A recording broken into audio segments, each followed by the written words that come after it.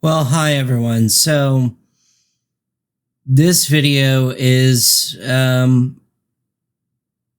about the Constitution. Now, I want to be very clear. I'm not a big expert on the Constitution, but living here in the United States, there are things that, of course, I know because through education, through living here, there are things that are just kind of expected, things that are just kind of understood, things that are talked about within the context of society and whatnot. And it's not like I don't know how to read and look things up.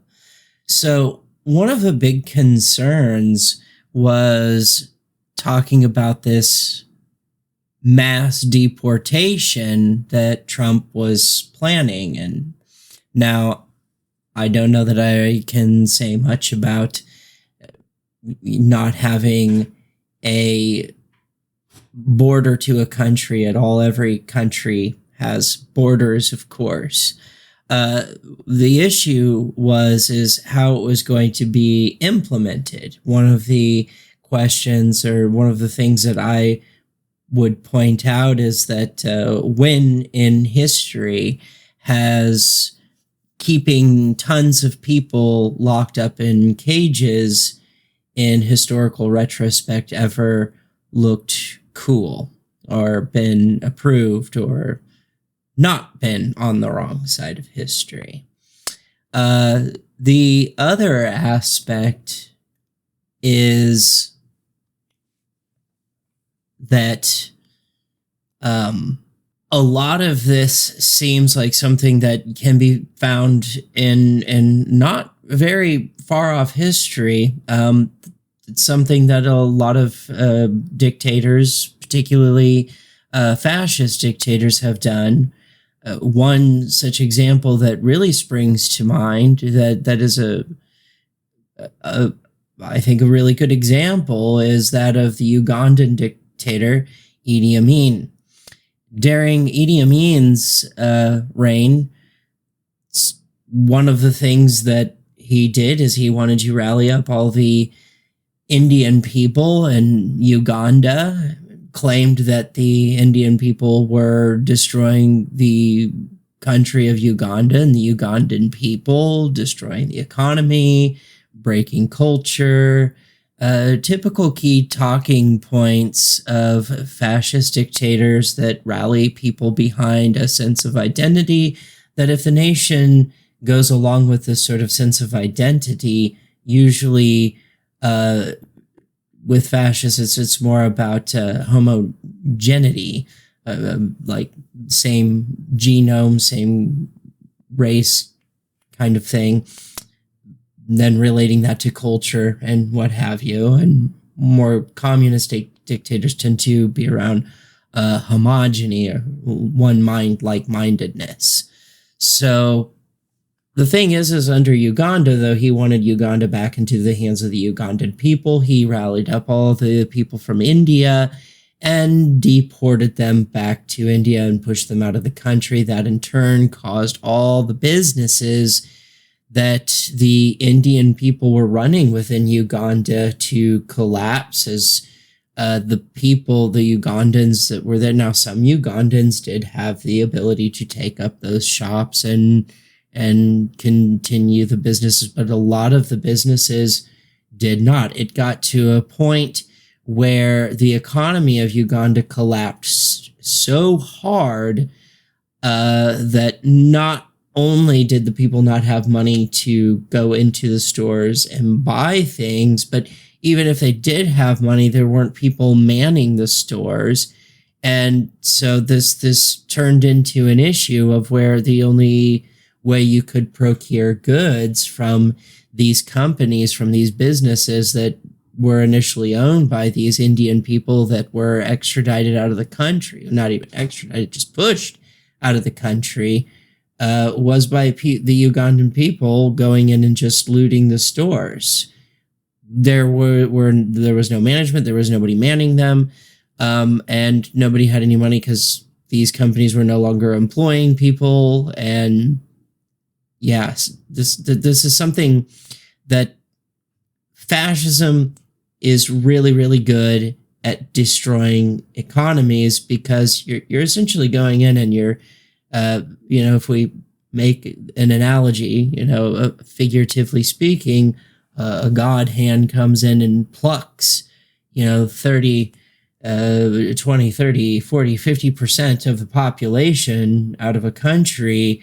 There's a deficit of the things that those people did as far as procuring goods, providing goods and services, stimulating the economy, making the society essentially go.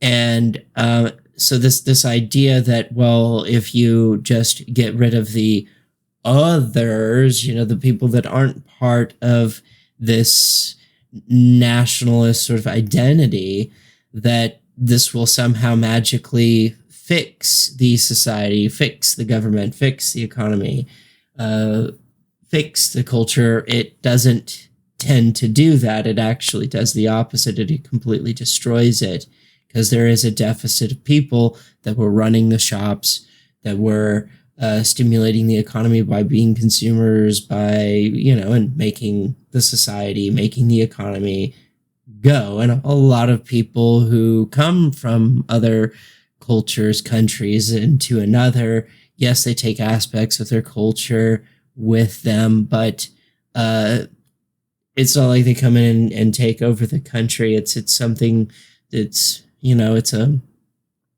really shouldn't be an issue. It's just, things that and how they live their life, like pieces of decoration, what they consume as art, what they wear as fashion and stuff like that. It's really not that big of a deal.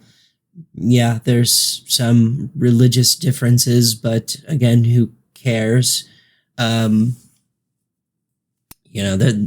gets into things of like right to secularism, which is what America's supposed to be, forced secularism, which is not good, but not the worst. It could be the worst is either dogmatic atheism, which is where you have Stalin digging up the dead bodies of popes, priests, and religious people and burning them, almost equating a spiritual aspect to atheism, or some kind of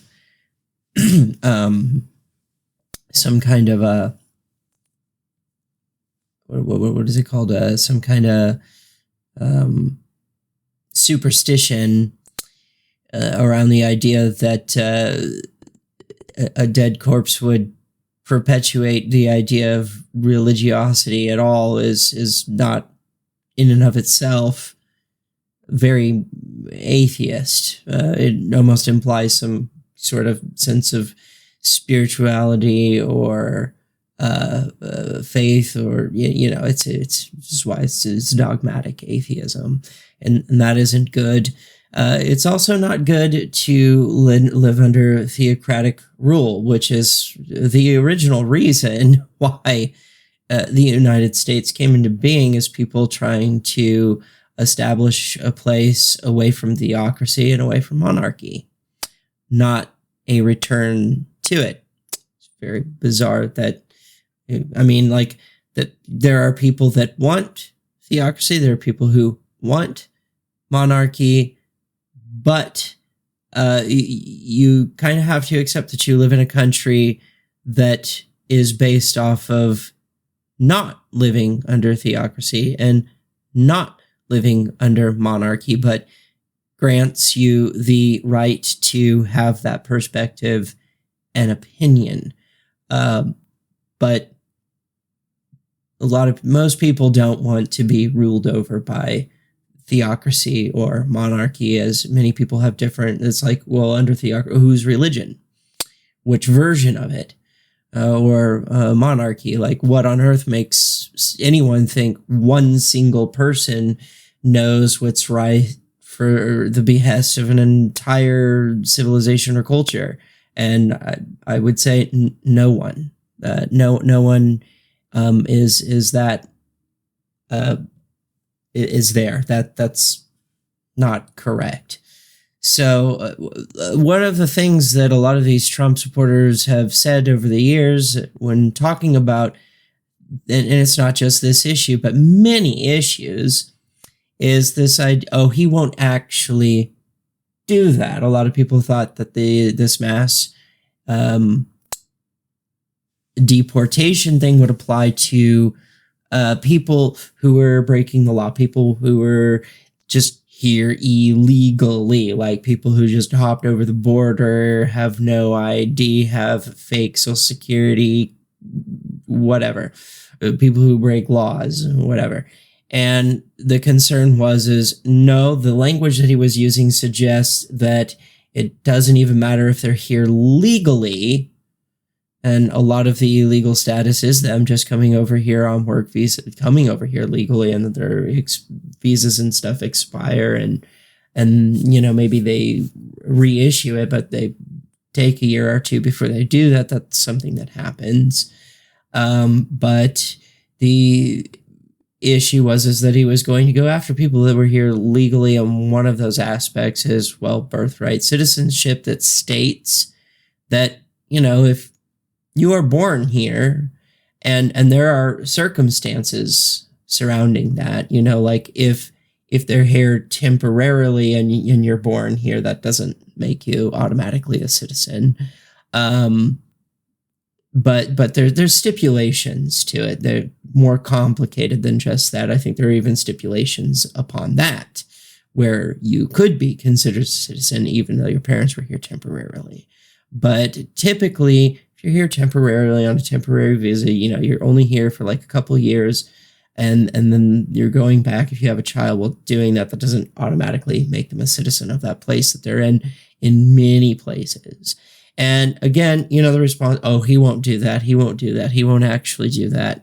And what I find interesting, a lot of the people who support and vote Republican, a lot of people who support and voted for Trump, many of them consider themselves to be constitutionalists.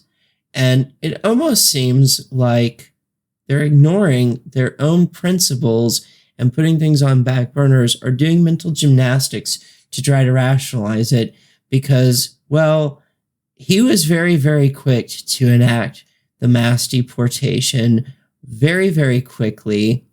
And he did try to undermine the Constitution. And we have to remember, like what I was saying about the story of Idi Amin, if you need to brush up on history, I would really recommend going and reading about the entire timeline of Idi Amin and Uganda, and what he did there, what that did to their economy, to their society, to their country. And it took them many, many, many years to try to build their country back up. That was very, very difficult. So there are documentaries, there's reading material. It's an interesting story, disturbing, it's dark. It's not something people should appreciate, but by all intents and purposes, Idi Amin was a Ugandan fascist dictator that rallied his people around the Ugandan identity and pushed anyone who wasn't of that homogeneity out of the country, to where it was solely, specifically, only Ugandans. And unfortunately, the Ugandan people couldn't make up for the deficit of the people they were lacking to actually run things, to where the economy, the country, the government, and everything just sort of collapsed. And so I was looking into the Constitution, and it's really quite shocking how abruptly the executive order took place. He even signed an executive order trying to basically forego the constitutional right of birthright citizenship. And so no, it's not a situation of, oh, he won't actually did that. No, he did it. And I wanted to play clips from Democracy Now! Because they did a really good job reporting on this, like pretty immediately after it happened. But since I don't know if I have permission to show clips, respect for copyright, the link to the video to Democracy Now!'s report will be in the description, along with many, many others. And I would recommend going and looking at that, because they did a really thorough report on how quickly that started. You had ICE members going in, like, basically without any provocation at all, going in and arresting people left and right for deportation, including schools, libraries, places of work. One of the things they mentioned was somebody who was actually a veteran of the United States who was arrested by ICE for deportation because of this desire to want to overlook birthright citizenship, which is a constitutionally protected thing. And that's why that person was a veteran, is they were considered a U.S. citizen with a U.S. Social Security number and a state-issued ID and all that. So, no, not only was it a issue of he won't do that, he did do it. And he did try to overturn the Constitution. And no, it is not constitutional for an executive order to override the Constitution. So it's interesting how people who say that they are constitutionalists, they want to preserve the Constitution, they want to preserve its meaning, preserve what it stands for, all that. It says we the people at the top and all that. And yet they will try to rationalize this in a way where they can continue to keep trying to convince everyone that they are very, very much in favor of the Constitution. However, for some reason, they think birthright citizenship doesn't apply, even though that was a constitutional amendment made before they were even born. So that's pretty wild. Like, no, you can't say that you're a constitutionalist if you support Trump trying to use an executive order to override the Constitution. That in and of itself is not constitutional. It is not constitutional to not consider somebody an American citizen who was born and raised here. That absolutely makes them an American citizen.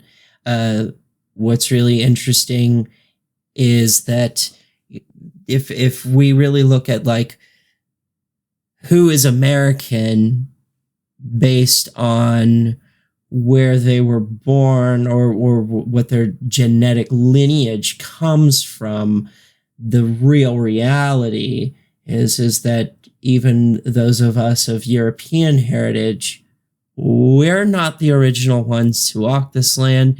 It is the indigenous people to the Americans, the Native Americans.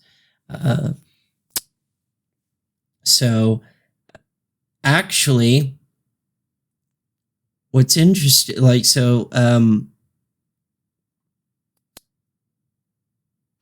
I'll try to show screenshots from the Democracy Now! I really recommend going and watching that. Like I said, link will be in the description.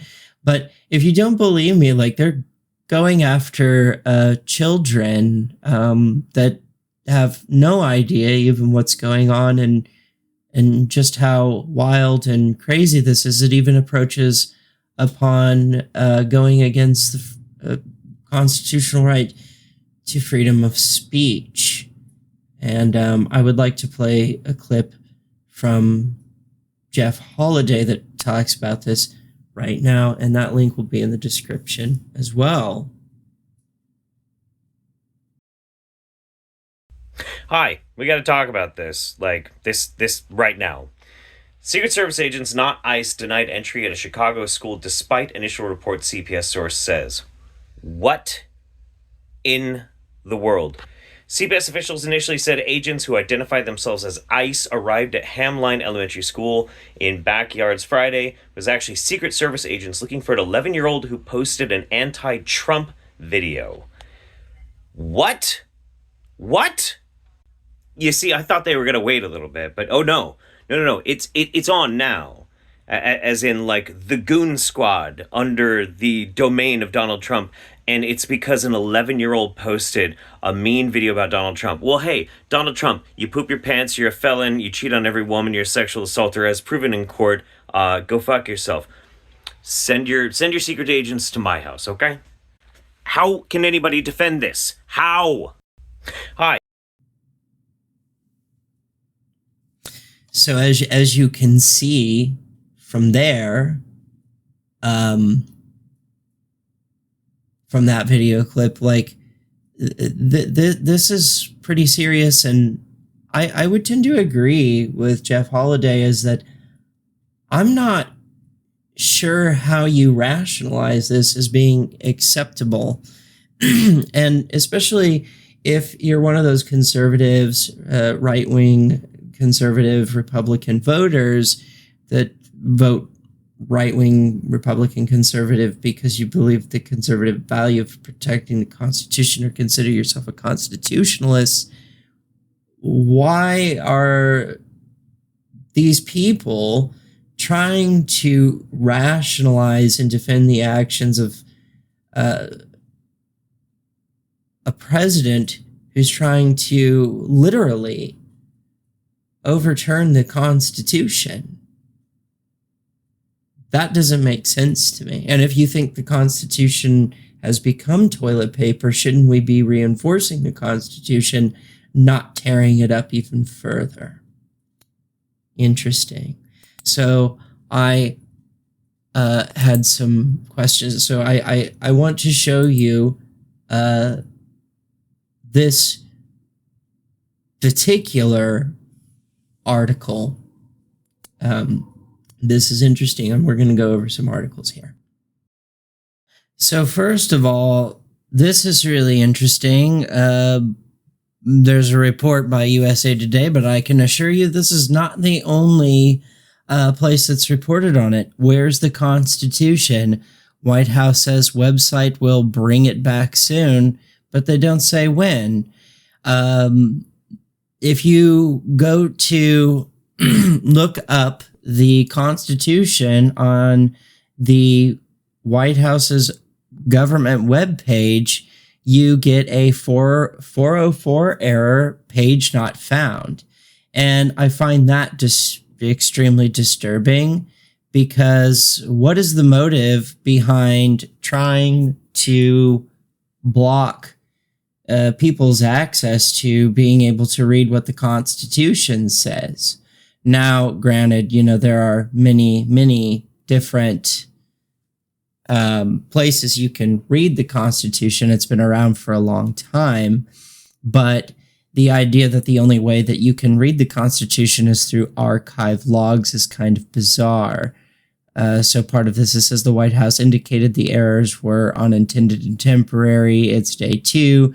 We're in the process of developing, editing, and tweaking the White House website as part of its ongoing work. Some of the archive content on the website went dormant. We are committed to reloading the content in a short timeline, said the principal White House Deputy Press Secretary Harrison Fields. But it's still very, very bizarre. Here is this. Due to government web pages vanish under Trump from DEI to reproductive rights. So it's not just the Constitution. Along with the Constitution, there's many other things. So what this says is, in the first few days, Donald Trump's second presidency, his administration has already overhauled the federal government's online footprint. The White House website no longer has a Spanish language version. It has removed a disclaimer promising to make it accessible to people with disabilities, and a number of federal agencies have removed web pages related to reproductive rights and diversity. It's standard for a new president to remake the White House website to reflect their administration's goals and values, and some of the missing pages appear to be temporary changes, but the government's website deletions, which NBC News verified with archived versions of the government websites, seem to reflect Trump's commitment to right-wing culture war issues in his second term. That's the other problem. It was very constitutional, the idea that there's to be no discrimination based on religion, sex, gender, or sexual orientation. That is something that was put into the Constitution during Lyndon B. Johnson, to my understanding. I could be wrong about that, but it's a precedent that's been in the constitutional right for a long time. It's not something that's happened in the past few decades. It's something that happened a long time ago, where it happened long ago enough that many people alive today were not even alive when it happened. So getting even more interesting than that is, we talk about the birthright citizenship, and that, people don't have the right to it.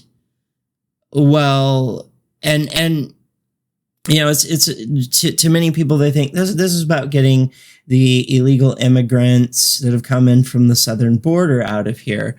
Well, isn't this interesting? Birthright citizenship of Native Americans questioned by Trump administration. Birthright, I'm going to repeat this. Birthright citizenship of Native Americans questioned by Trump administration. The Justice Department makes argument defending executive order suspending birthright citizenship. Questions about whether Native Americans born in the United States have birthright citizenship if they aren't subject to the jurisdiction of the U.S., such as if they live on sovereign tribal land, were raised in the U.S. Justice Department filing this week defending President Donald Trump's executive order suspending such citizenship. Okay, so at this point, I think it's quite clear that trying to overturn the constitutional right to birthright citizenship is not just about, illegal immigrants are coming in on our southern border and taking advantage of legal loopholes like birthright citizenship and yada, yada, yada. Oh, he'll never do that. This is outright white supremacist, as it starts to turn into a slippery slope, as it oftentimes does under fascist regimes, or, with this whole white supremacy thing. The issue starts turning into, you look at somebody who's black and say, well, obviously they're not American. They're not, they're not white, or they're brown. They're not white. But then it starts digging into minutia as, it turns to, well, you're Egyptian.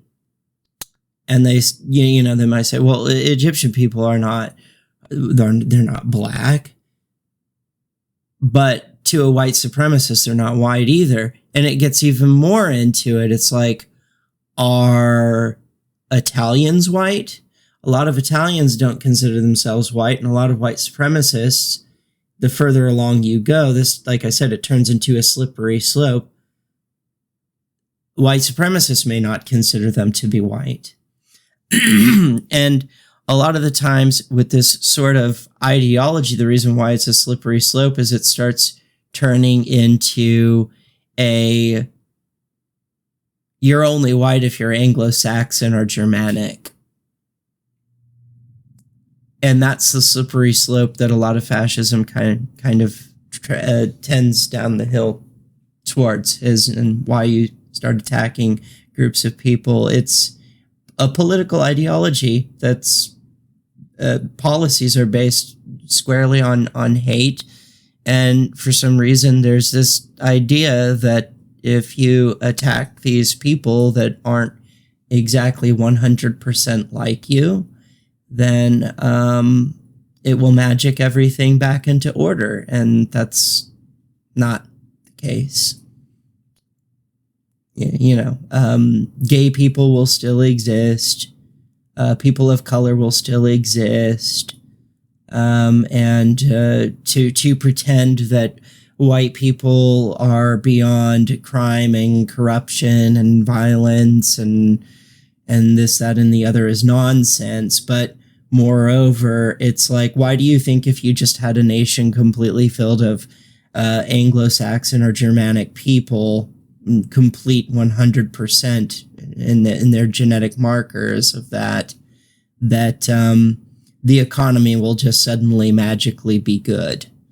That doesn't make sense. Or that the government will suddenly automatically and magically be good. That doesn't make sense. That suddenly you'll have family values again. That doesn't make sense, because the fact of the matter is these are human things. It's not solely indicative of one group of people, especially of ethnicity. It's just human. So there was something else that I had on my mind about that. I'm trying to think of what it was.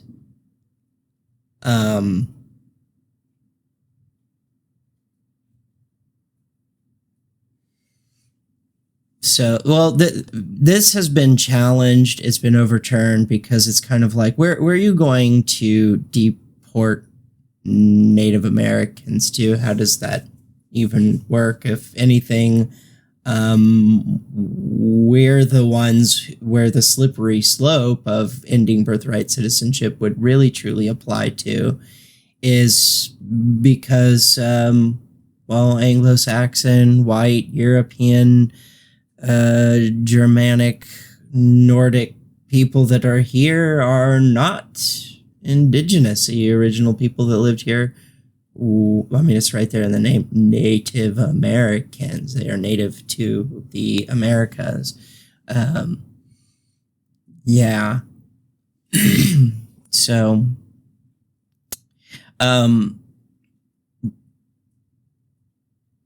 a lot of this people turning to these far right ideologies, white supremacy, fascism,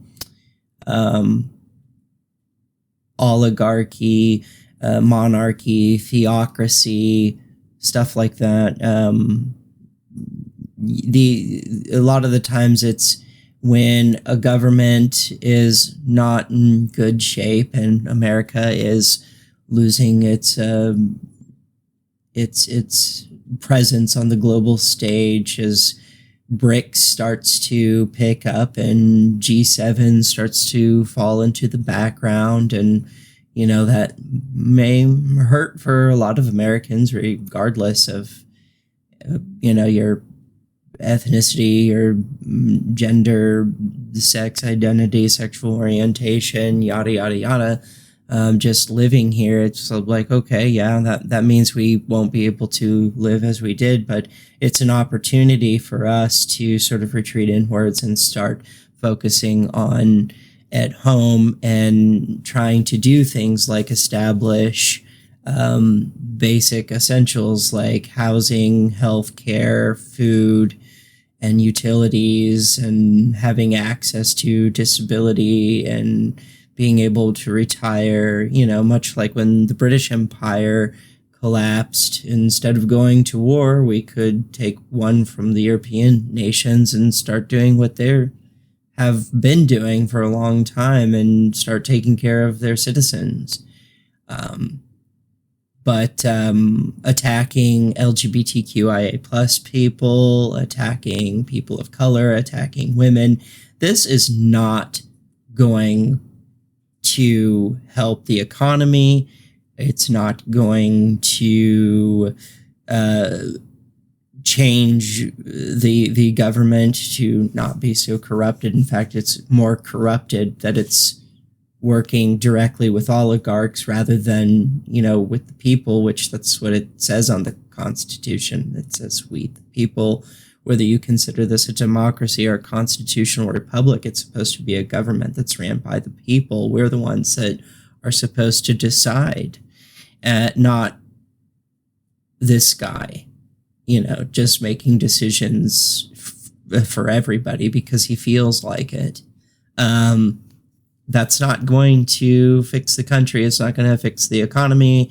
It's not going to improve the nuclear family. If you were to go around and ask people why they're not reproducing, guarantee you the majority of the answer is going to be because it's not affordable. I mean, it's pretty common to see that when it's hard to feed yourself, let alone a child, where it's hard to house yourself, let alone children, where it's hard to survive by yourself.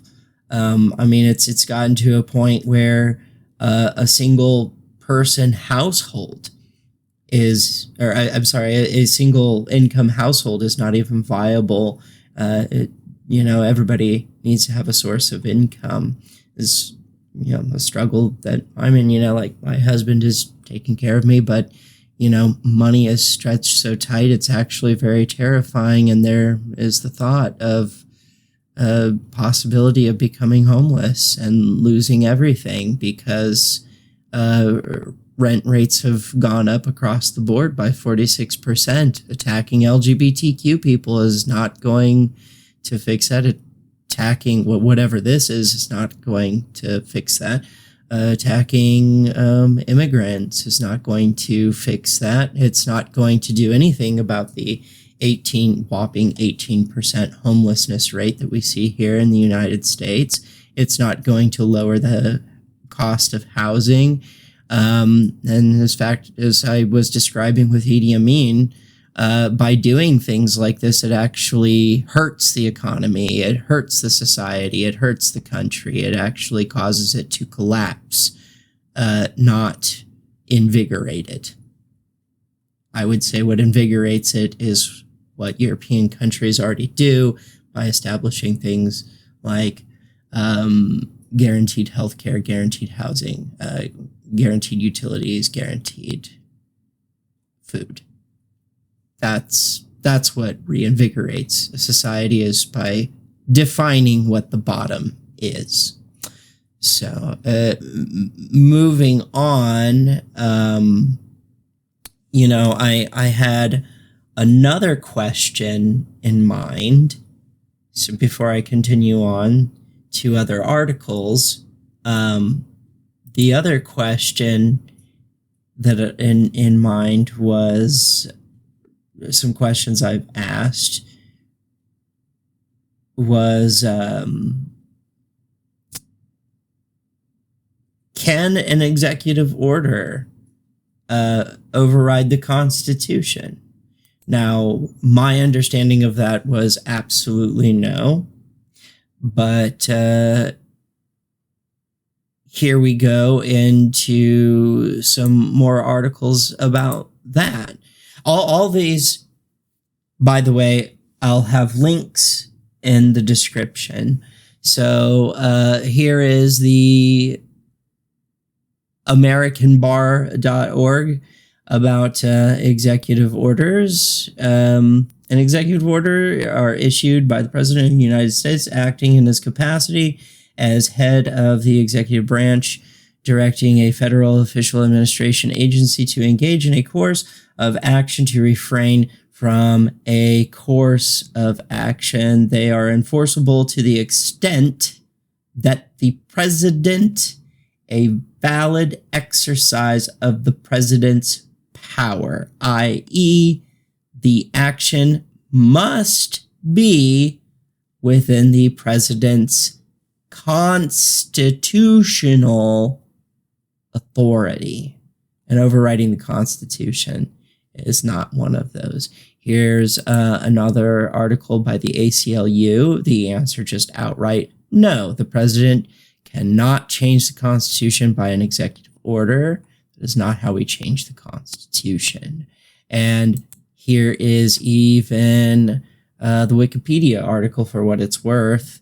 U.S. Supreme Court has held that all executive orders from the President of the United States must be supported by the Constitution, whether from a clause granting specific powers or by Congress delegating such to the executive branch. Remember, we are talking about the deportation of people who were born here as citizens. Okay, so now that we've gone through that, the next wave of articles is based around the question of what does it take to actually change or overturn the Constitution. So, again, to my understanding, before we look at the articles, to my understanding, it takes not even a majority vote to amend the Constitution, but it takes basically, to my understanding, of something about like the House and the Senate have to reach, I'd say, like a 90% agreement, if not 100%. I think it might be 100% in order to amend the Constitution. So amending the Constitution is not an easy task. It's very, very complicated. So here we have, I'm going to go into the articles. Here we have the first article. This is by WUSF.org in conjunction with NPR, PolitiFact FL. Trump falsely claimed, because there is, in the clip with Democracy Now!, maybe I'll play that Trump talking. Trump falsely claimed the U.S. is the only country with birthright citizenship. This is another question I've had, is how many countries do have birthright citizenship? Because that was something that was said, is we're the only country with birthright citizenship. So according to this, it's no. Here is by Axios, mapped of birthright citizenships around the world. Brown is restricted, and this weird little orange color is unrestricted. So restricted, there's 40 countries, unrestricted 35. So the countries where it's where birthright citizenship is restricted, it would appear we've got Australia. That's interesting. South Africa. I don't know what those two countries are. That one. This one says it's okay. You have India here. I know that much. This, I think, is Peru. This is Brazil. I think this is Peru. But the majority of the world, birthright citizenship, the vast majority, birthright citizenship is accepted. It's like kind of a no-brainer. Like, okay, if you're born here, of course you're a citizen. Many other nations make citizenship conditional on the legal status of the parents or a person's length of residency in the country, per the Library of Congress. In Africa, Asia, and Europe, most countries either don't offer birthright citizenship or offer it conditionally, some through an application process. The historical foundation of this principle in the U.S. reflects its aim to eliminate legal inequities and promote inclusivity from the American Immigration Council. So basically, no, the United States is not the only country that does birthright citizenship. That's actually birthright citizenship is the vast majority of the world. We also have this by the Library of Congress.gov, which again says birthright citizenship around the globe, and it gets into a little bit more details of the nuances surrounding it. So I'm trying to see this. It's the pink is unconditional at birth. Blue is parent status. This orange color is age / residency of child. This teal color is parental status or age residency of child. Yellow is combination of parent status and age residency of child. Green is race ethnicity. This really green. That's interesting. None of these countries have that green. And that's the stated goal of fascist white supremacists is this green race ethnicity, period, end of story. You don't even see that in China or Japan. And then this weird kind of peachy orange color is no birthright citizenship. Leaves it very vague and ambiguous. You're looking at countries like Russia, China, India, and such. So, yeah, so that was the other question. So I guess we just went into that. It was, what countries do have birthright citizenship? So I want to show that clip, Democracy Now!, of Trump saying that right here. It's one of dozens signed by President Trump in the Oval Office shortly after he was inaugurated on Monday. This next order relates to the definition of birthright citizenship under the 14th Amendment of the United States. Yeah, that's a good one. Birthright. That's a big one. What about that one in the courts? That one is likely to be challenged. Could be. We think we have good grounds, but you could be right. I mean, you'll find out. It's ridiculous. We're the only country in the world that does this with birthright, as you know. And it's just absolutely ridiculous. But you know, we'll see. We think we have very good grounds. Sir, people have wanted to do this for decades. This all comes as Trump's federal immigration agents have already arrested over 500 undocumented people and deported hundreds more since Monday. Trump's so-called border czar, Tom Homan, says the raids are aimed at sanctuary cities whose leaders refuse to comply with Trump's mass deportation plans. On Thursday, ICE agents raided a seafood depot in Newark, New Jersey, taking 3 people into custody, including a military veteran. Okay, and now that we've gone over those articles, the last set of articles was the original. I kind of messed up the timing. Sorry about that. Is so this next set of articles is what does it take to actually change or overturn the Constitution? Oh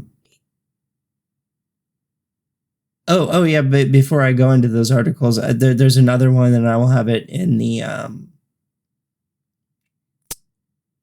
the description. Here, show it here, is can birthright citizenship be changed by Harvard or harvardlaw.edu? And again, so, you know, they say no.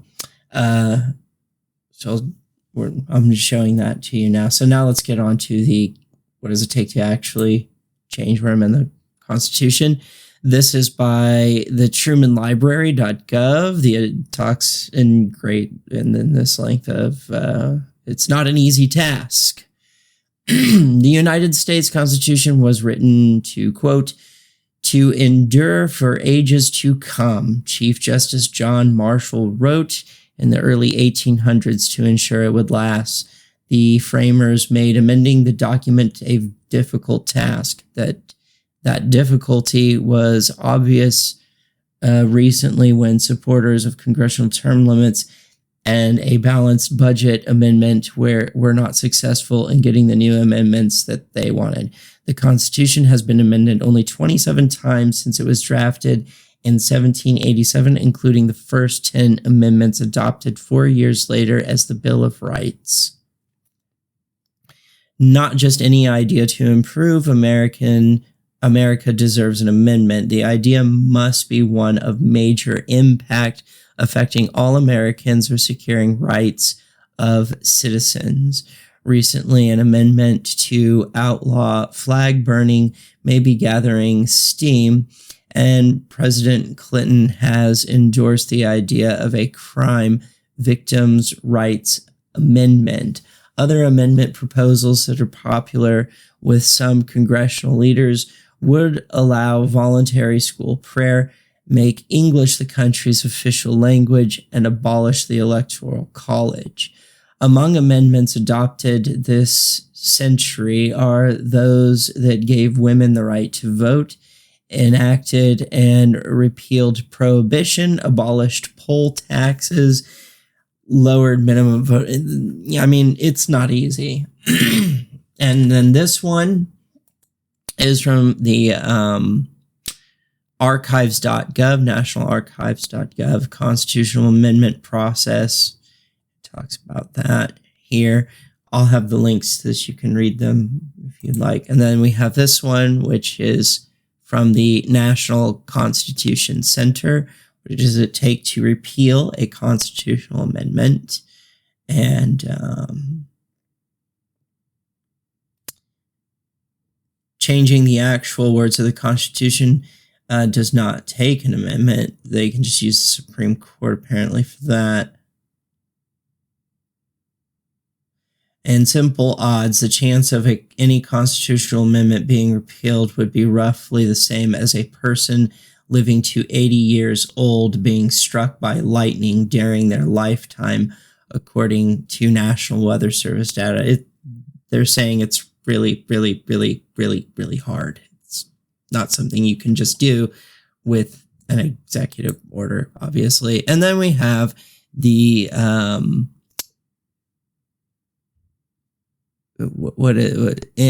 NCSL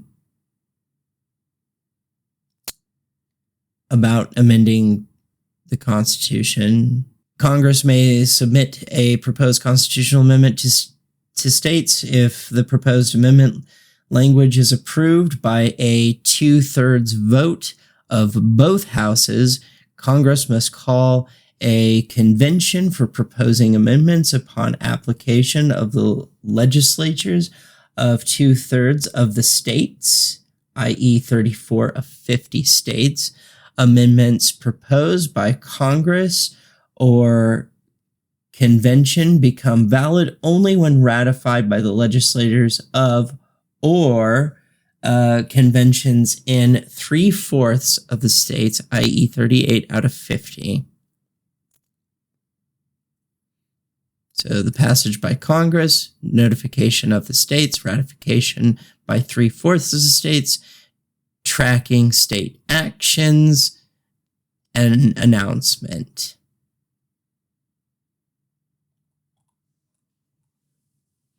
So again, no, not easy. To wrap up, I find it very concerning that the Constitution disappears off the White House page.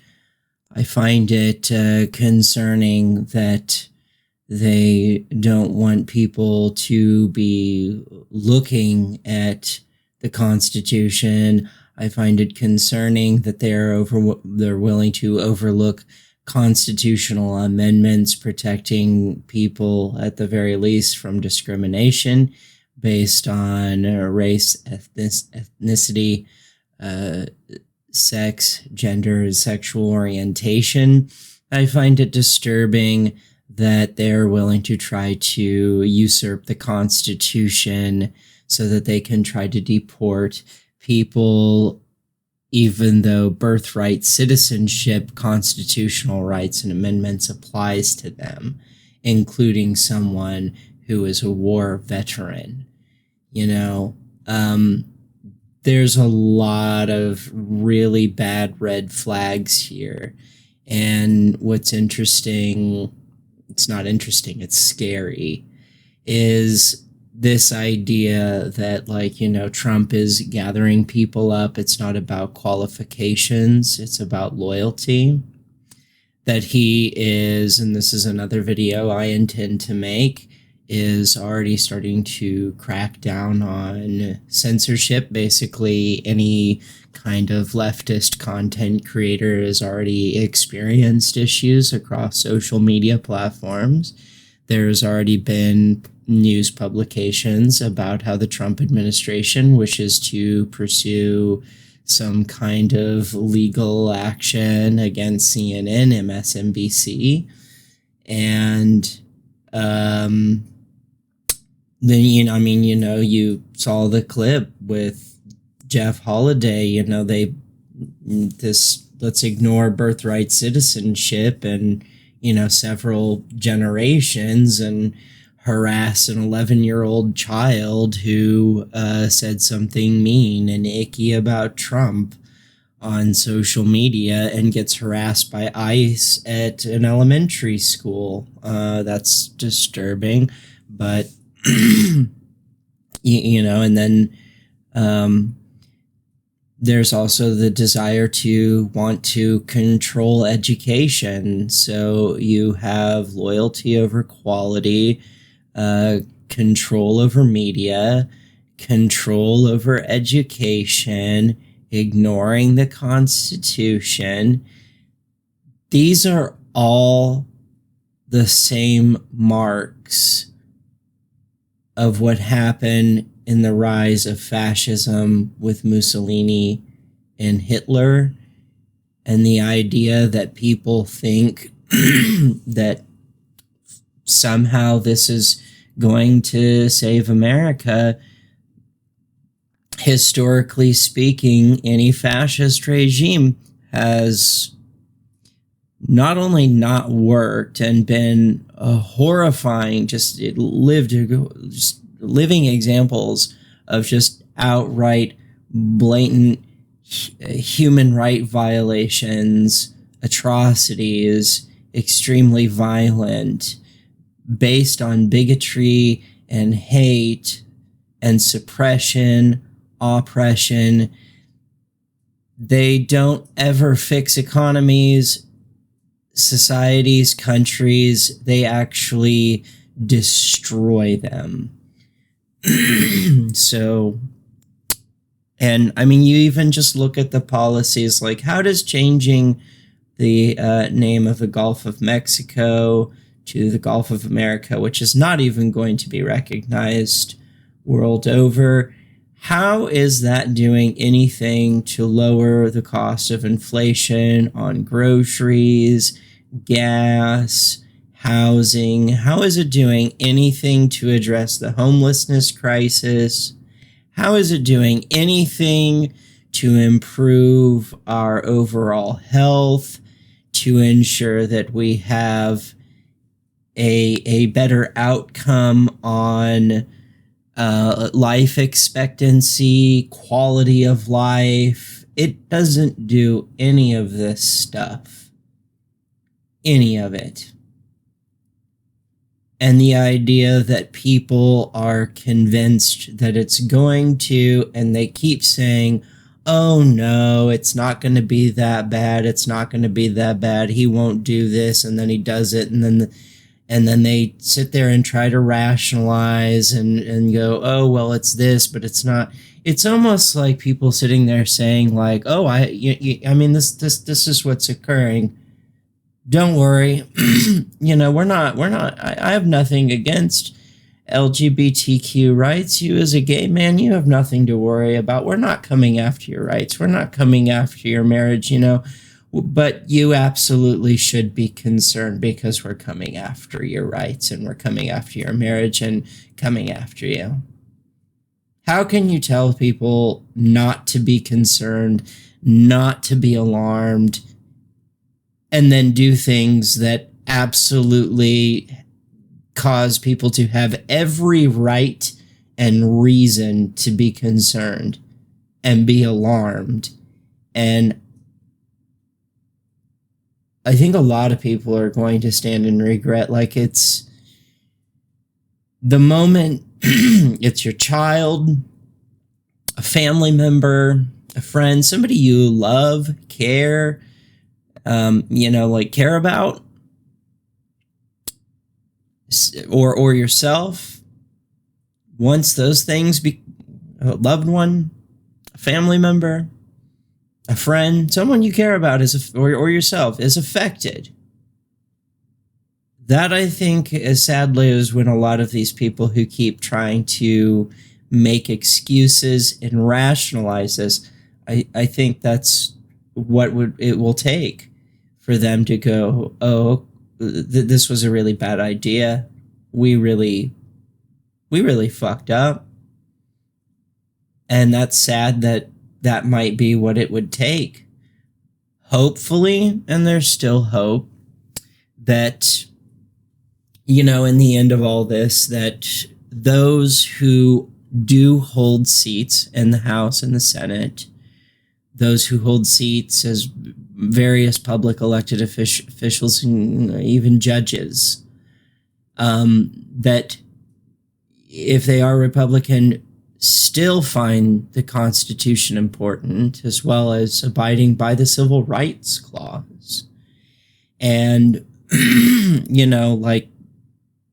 protecting the idea of whether you see it as a democracy or constitutional republic, this idea of that these values are important, and that we are not a country that should be based off of bigotry and violence towards opposition and so on and so forth. And I mean, they keep saying the left is censoring. The most that would ever happen is they get banned off of a social media platform. They aren't having, government officials read that. This is crazy. This isn't it. So for the Republicans that do have some kind of sense of wanting to preserve the Constitution, the rights there within, the constitutional protections, so on and so forth.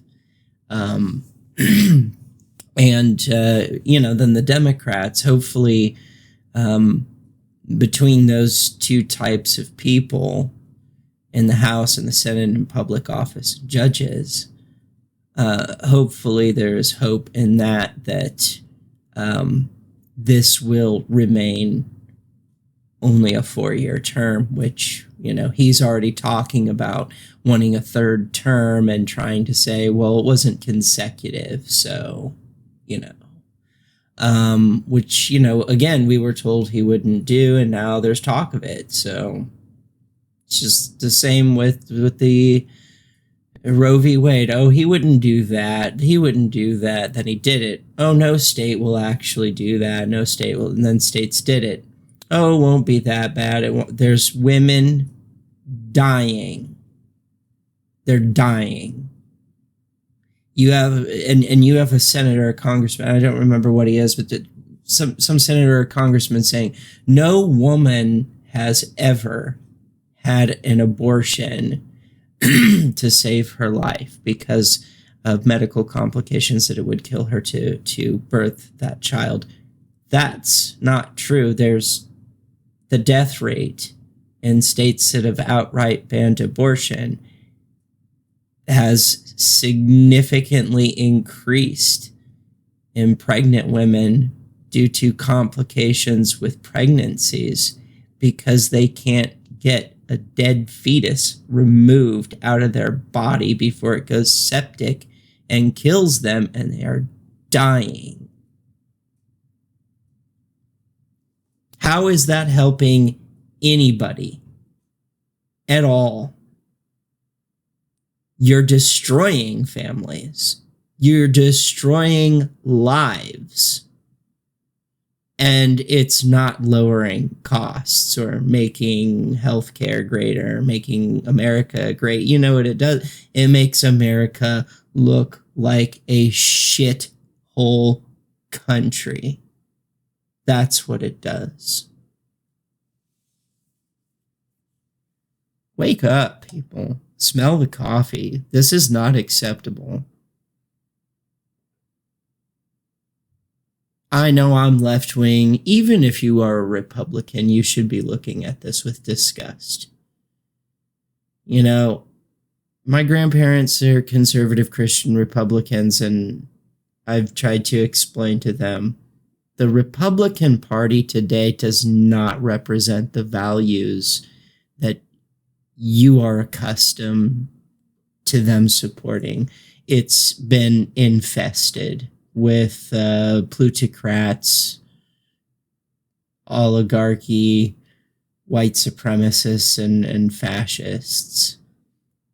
And I don't think they have any respect for the Constitution. And for the ones out there that are pro-fascism, white supremacy, and stuff like that, of course the Constitution doesn't mean anything to them. They want a dictatorship. So why would the Constitution matter? So, yeah. Seems like constitutionalists typically tend to be right-wing. Keep making excuses and seem to hate the Constitution because they're not doing a very good job of protecting it. They seem to be rolling over every time Trump wants to tear at it or burn it or crumple it up and throw it in the trash.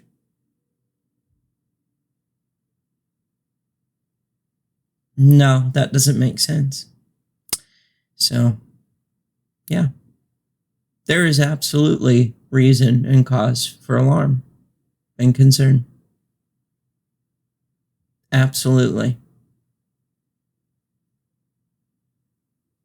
Anyway, yeah, like, share, and subscribe, and comment, and stuff. And, yeah, the Constitution, 404, page not found. Out.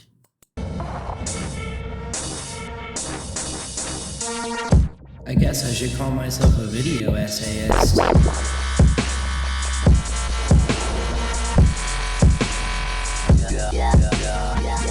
I guess I should call myself a video essayist.